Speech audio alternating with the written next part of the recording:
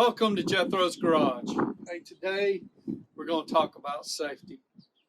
This is going to be a straight, simple video, and I'm going to cover two topics that we deal with every day, and especially in the do-it-yourself realm. The professional mechanic, the guy that works in the shop every day, day in and day out, he's kind of got these covered, but still, you never know. May not understand or haven't had that experience yet. But safety. Over the past 2 weeks, I've watched two separate videos.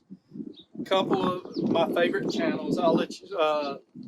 One of them is Jimmy Dale, but it's also was covered on Old Man's Garage. The first one, Jimmy Dale Racing, he popped his radiator cap, blew hot, radiator fluid, all over him. And I just watched another video today from Old Man's Garage, and one of the guys popped one. And so the other thing I want to talk about is batteries, charging batteries. So first, we're going to talk about radiator caps. I'm going to bring you over here a little closer so I can sort of show you.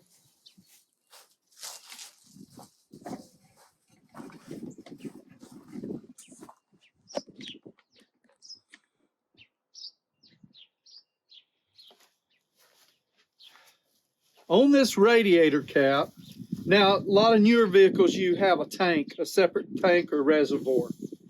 On this radiator cap, this tractor hasn't been started yet. It's got two positions on it. And I can't get it out at all. Okay, so right here you're loosening it up. You're not going to press down on it. You're just going to loosen it. Then you'll press down to remove it the rest of the way. So that gives it two positions.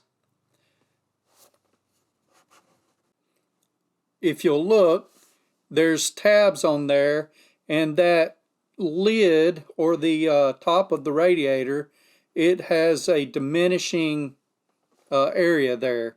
So it loosens it up for you.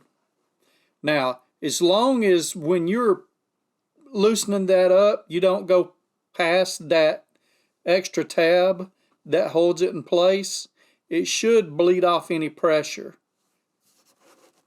So here's what I'm going to tell you.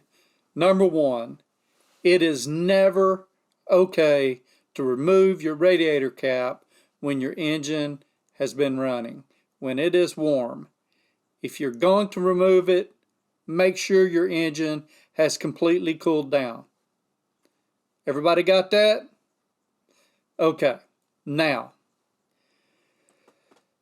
we've all done it before, or a lot of us have, to where you're in a hurry, you're in a rush, you want to get it, put some radiator fluid or something in it, maybe it's got a leak or something. You're on the road trying to make a quick repair.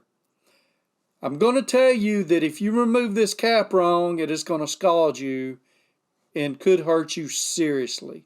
You could lose eyesight, what have you.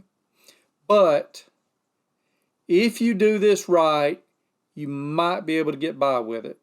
So what I do is I take a rag.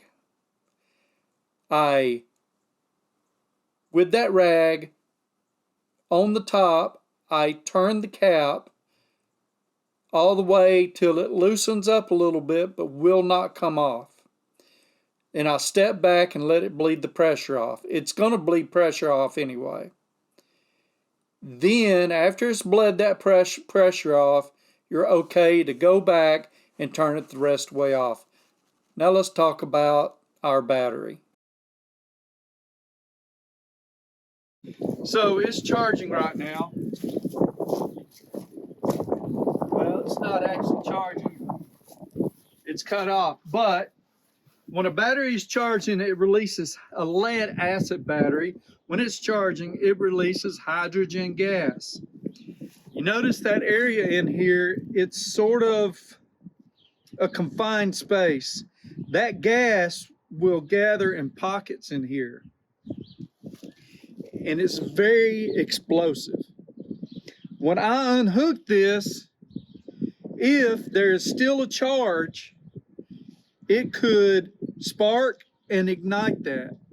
When I was very young, I left a battery on my porch off overnight charging. It was one of these deals where I had a bad battery and I had to charge it every single night before I could go for work the next day. So I wake up late, or not late, but late enough where I had to rush, and I got in there, and instead of unplugging that charger from the wall, making sure there was no current going from the charger to the battery, I just undid it.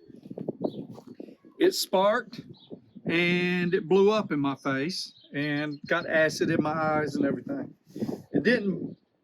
Luckily it didn't hurt me, but there's that. Let me bring you up. I'll talk to you a little more.